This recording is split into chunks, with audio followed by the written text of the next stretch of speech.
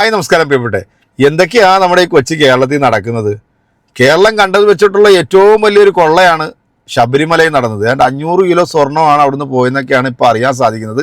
ഇനിയും ഞെട്ടിക്കുന്ന പല വിവരങ്ങളും SIT മുഖേന കേരളത്തിലെ ജനങ്ങൾക്ക് അറിയാൻ സാധിക്കും. പക്ഷേ എന്നെ അത്ഭുതപ്പെടുത്തിയതൊന്നും അല്ല കേട്ടോ.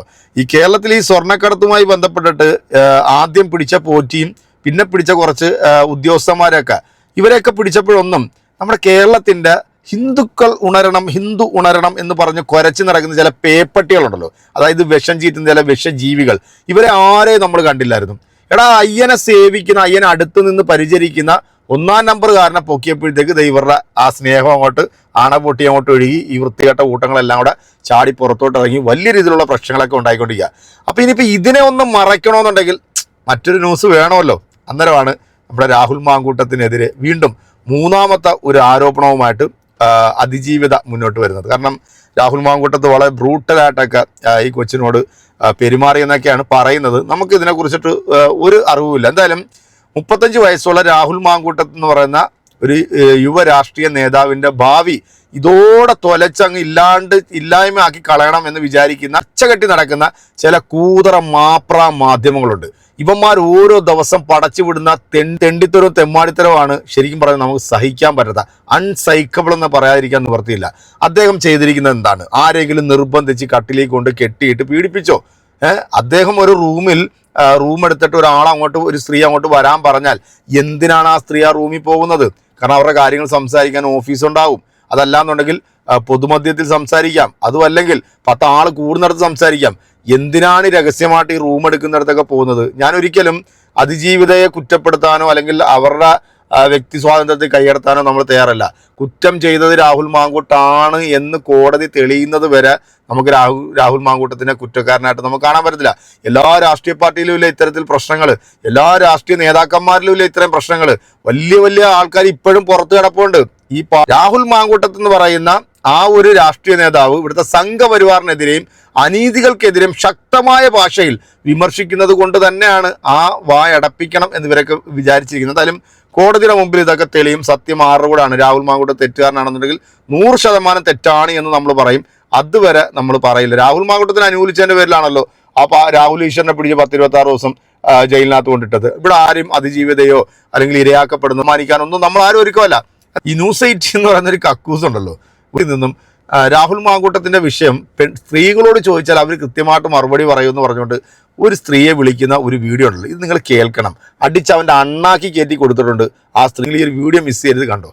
ഞാൻ സ്ത്രീകളുടെ പ്രതികരണം കേൾക്കാൻ ഇങ്ങനെ കാത്തു നിൽക്കുകയായിരുന്നു. കാരണം നമ്മുടെ പൊതുവേദിയിലെ സ്ത്രീകൾക്ക് എന്താ പറയണ്ടേന്നൊന്ന് കേൾക്കാൻ. പിന്നെ ഇത് 10 ദിവസത്തിന് മുമ്പ് കണ്ട കേസായെന്നല്ലേ പറഞ്ഞു? ഇത് നേരത്തെ കുറച്ച് മുമ്പ് പരാതി കൊടുത്തു, ഇമെയിലായിട്ടാണ് പരാതി കൊടുത്തത്.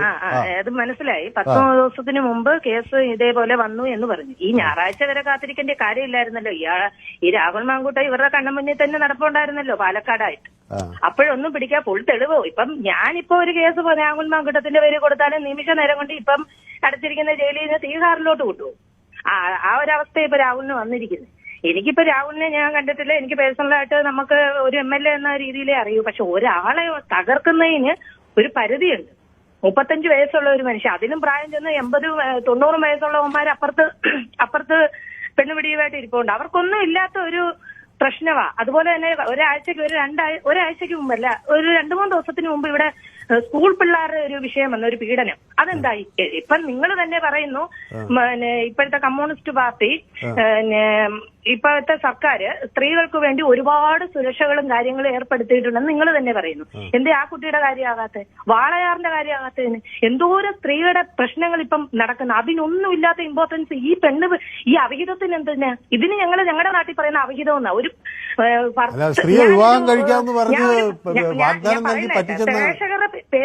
പ്രേക്ഷകർ അഭിപ്രായം അറിയാനല്ലേ നിങ്ങൾ ചോദിക്കുന്നത്. ഞാൻ എന്റെ അഭിപ്രായം ഒന്ന് പറയട്ടെ.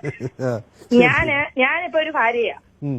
MLA എന്നൊരു വ്യക്തിയോട് ഞാൻ സംസാരിക്കാൻ, എനിക്ക് എന്റെ പ്രശ്നങ്ങൾ അറിയാൻ വേണ്ടി, പറയാൻ വേണ്ടി ഞാൻ വിളിക്കുമ്പോൾ അയാൾ പറയാം ഒരു റൂം എടുക്ക്, അവിടെ സംസാരിക്കാം എന്ന് പറയുമ്പോൾ ഞാൻ പോയി ഒരു റൂം എടുത്തിട്ട് അയാളെ വിളിച്ച് വീട് മുറിക്കകത്ത് കയറ്റുകയാണ് പതിവ്. അതാണ് ചെയ്യേണ്ടത്. അല്ലേ എനിക്ക് വേണ്ടപ്പെട്ട, അല്ലേ എനിക്ക് എന്റെ ഘട്ടങ്ങളിലേക്ക് MLA പോകാമോ?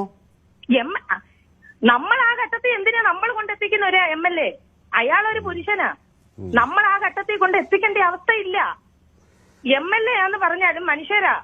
മനുഷ്യന്റെ സാഹചര്യം ആരായാലും മുതലെടുക്കും. MLA അയാൾ ചെയ്തത് തെറ്റാ, അയാൾ പറയുന്നത് ചെയ്തത് ന്യായീകരിക്കുകയൊന്നുമല്ല. പക്ഷെ സ്ത്രീ എന്ന നിലയിൽ നമുക്ക് കുറെ കാര്യങ്ങളുണ്ട്. ഈ പോലീസുകാർ ഇയാളെ പിടിക്കാൻ തുടങ്ങിയ സുകുമാരക്കുറുപ്പിനെ ആയിരുന്നു എന്നെ പിടിച്ചു പോയാനല്ലോ. എന്തൊരു ശുഷ്കാന്ത ഈ പിടിക്കാന്. അയാളുടെ ഭാവിയെ ഇല്ലാതാക്കുന്ന രൂപത്തിൽ ഇതാണ് ഏറ്റവും വലിയ സംഭവം. ഇന്ന് നോക്കിയോ, ഈ ചാനലുകൾ മൊത്തം ഇത് വെച്ച് കളിച്ചിട്ട് അയ്യപ്പന്റെ സ്വർണത്തിന്റെ മൊത്തം മൂടും ഇപ്പം. ഇത് വെച്ച് കളിക്കല്ലേ, ഇതൊരു പ്രധാന വാർത്തയല്ലേ? രാത്രി പോലീസ് കാടളയ്ക്ക് വളരെ അതീവ രഹസ്യമായ ഒരു MLA പിടിച്ച് അകത്തിടുമ്പോൾ ഈ സ്ത്രീകൾ മൊത്തം ഒരാളും കണ്ടേ ഉള്ളൂ വിവാഹം കഴിക്കാത്ത, ബാക്കി മൊത്തം ഭാര്യമാരാ, മൊത്തം സ്ത്രീകളാ. ഇവരുടെ വിഷയം ഇത് പീഡനമാണോ? പീഡനമാണെങ്കിൽ ഓക്കെ, ഇതൊരു ന്യൂസ് ആക്കിക്കോ. ഇത് പീഡനമാണോ? സുപ്രീം കോടതി വരെ ഉഭയകക്ഷി പ്രകാരം കുറെ വർഷങ്ങൾക്ക് മുമ്പ് നടന്ന സംഭവം. ഇപ്പം വന്ന ഈ ഒരു കേസ്, ഇന്ന് ഈ പിടിച്ച കേസ് വർഷങ്ങൾക്ക് മുമ്പ് അയാള് കോൺഗ്രസിന്റെ വെറും പാർട്ടി നേതാവായ സമയത്ത് നടന്നൊരു വിഷയമാണ്. അതിപ്പം കൊണ്ട് ഇത്രയും നാളെ ആ സ്ത്രീ കോമൺ സ്റ്റേജിലായിരുന്നു. അത് ഓർമ്മയില്ലേ? ഇത്രയും കാനഡ വരെ പോയ ഒരു വ്യക്തിക്ക് ഒരു തന്റേടമില്ലേ ഇതിന് ഉടനെ റിയാക്ട് ചെയ്യാൻ? നമ്മുടെ ഇപ്പം നിങ്ങൾ ഏതെങ്കിലും ഒരു കാലത്ത് ബസ്സിൽ പോയിട്ടുണ്ടോ? ഇപ്പൊ ആരെങ്കിലും ഒന്ന് സ്പർശിച്ചെന്നും പറഞ്ഞ ഏതെങ്കിലും ഒരു കാലത്ത് നിങ്ങളുടെ പേരും പറഞ്ഞ് കേസ് കൊടുക്കും. സത്യം പറയാൻ പുരുഷന്മാര്, ഞാൻ ഒരു സ്ത്രീയാ എങ്കിലും പറയാ, പുരുഷന്മാര് പേടിക്കേണ്ട സമയങ്ങളാ. ഇന്ന് രാഹുലാണെങ്കിൽ നാളെ വേറെ ആരെങ്കിലും ആയിരിക്കും. എനിക്കൊരു ഭർത്താവുണ്ട്, ആരും കുഞ്ഞുമുണ്ട്. നാളെ അവർക്കൊക്കെ ഉണ്ടാകാം ഇതുപോലെയുള്ള പീഡനം. നോക്കിയെന്നും പറഞ്ഞ് കേസ്. അപ്പൊ ഞാൻ ശ്രീ അനീഷയോട് ഒരു ക്വസ്റ്റ്യൻ ചോദിക്കട്ടെ. അപ്പൊ ഈ കാര്യമൊക്കെ കേൾക്കുമ്പോ ഭർത്താവ് എന്താ പറയുന്നത്? ഭർത്താവ് എന്ത് ചെയ്യുന്നു? ഭർത്താവ് പീഡനം ഇവളുമാര് പെടുത്തിയതെന്ന് തന്നെ പറയത്തുള്ളൂ. ഭർത്താവ് എന്താണ് ജോലി, എന്താ ചെയ്യുന്നത്? എന്റെ ഭർത്താവ് ഡ്രൈവറാ. അപ്പൊ അവരൊക്കെ ആരും ഇതിന് പിന്താങ്ങുന്നില്ല.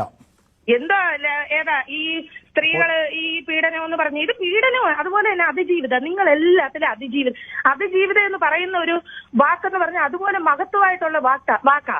ഇവിടെ ഇവര് പരാതിക്കാരിയാ. ഇത് കോടതി തെളിയിച്ച് രാഹുൽ കുറ്റക്കാരനാണെന്ന് വിധിക്കുന്നിടം വരെ ഇവര് പരാതിക്കാരിയാ.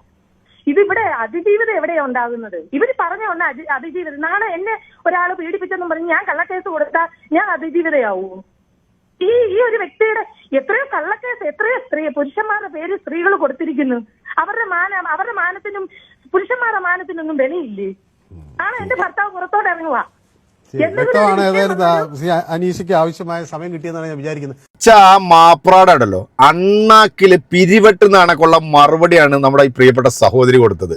ഇതുപോലെ പ്രതികരിക്കാൻ കഴിവുള്ള സഹോദരിമാരും വേണം. ഞാൻ ഇപ്പോഴും പറയുന്നു, തെറ്റ് ചെയ്തത് ആരാണെങ്കിലും അവർ ശിക്ഷിക്കപ്പെടുക തന്നെ ചെയ്യണം. പക്ഷെ അത് കോടതിയിൽ വന്ന് അത് തെറ്റാണ്, രാഹുൽ മാങ്കൂട്ടത്ത് പീഡിപ്പിച്ചിട്ടുണ്ടെന്നുണ്ടെങ്കിൽ രാഹുൽ മാങ്കൂട്ടത്ത് ശിക്ഷ അനുഭവിച്ചോട്ടെന്നേ. എന്തൊക്കെയാണ് നമ്മൾ ഈ കാണുന്നതല്ലേ? രാത്രി ഹോട്ടലിൽ വരുന്നു, അവിടെ നിന്ന് തൂക്കിയെടുത്തുകൊണ്ട് പോകുന്നു. പിന്നെ ചിലവന്മാർ റീത്ത് വെക്കുന്നു, ചിലവന്മാർ റോഡിൽ വന്നിട്ട് കോഴിയുടെ പടം വെക്കുന്നു. അതുകൊണ്ട് തന്നെ ഈ കാണിക്കുന്ന കോപ്രായങ്ങളൊക്കെ ഇപ്പോഴത്തെ ചില പ്രധാനപ്പെട്ട വാർത്തകൾ അത് മുക്കാൻ വേണ്ടിയുള്ള ഒരു ശ്രമത്തിന്റെ ഭാഗമാണ്.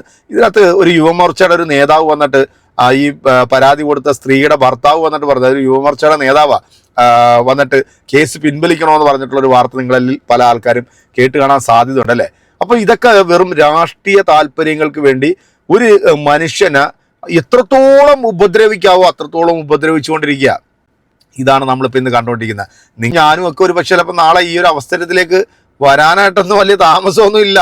കാരണം അന്നും ഈ പറയുന്ന ആളുകളൊക്കെ അതിജീവിതയ്ക്കൊപ്പമായിരിക്കും. നിരപരാധികളായിട്ടുള്ള ഒരുപാട് ആണുങ്ങൾ ഇന്നും പുറത്തിറങ്ങാൻ പറ്റാത്ത രീതിയിൽ നശിപ്പിച്ച് നാരായണക്കല്ലിട്ടെന്ന് നമ്മൾ കണ്ടു. പക്ഷേ ഇപ്പോഴും രാഹുൽ മാങ്കൂട്ടത്ത് എവിടെ ഒളിച്ചോടിയിട്ടില്ല. അദ്ദേഹം ചങ്കൂറ്റത്തോടുകൂടി തന്നെ ഈ കേസ് മുന്നോട്ട് പോകുന്നുണ്ട്. അയാളുടെ പാർട്ടി പോലും അയാളെ സംരക്ഷിക്കാൻ മുന്നോട്ട് വന്നിട്ടില്ല. അത് നമ്മൾ ആദ്യം മനസ്സിലാക്കാം. എന്തായാലും സഹോദരി, ബിഗ് ബിഗ് ബിഗ് സല്യൂട്ട്. ഇതുപോലെ കുത്തിത്തിരിപ്പുണ്ടാക്കാൻ വരുന്ന നാറുകളുടെ അണ്ണാക്കി തന്നെ അടിച്ചു കൊടുക്കണം.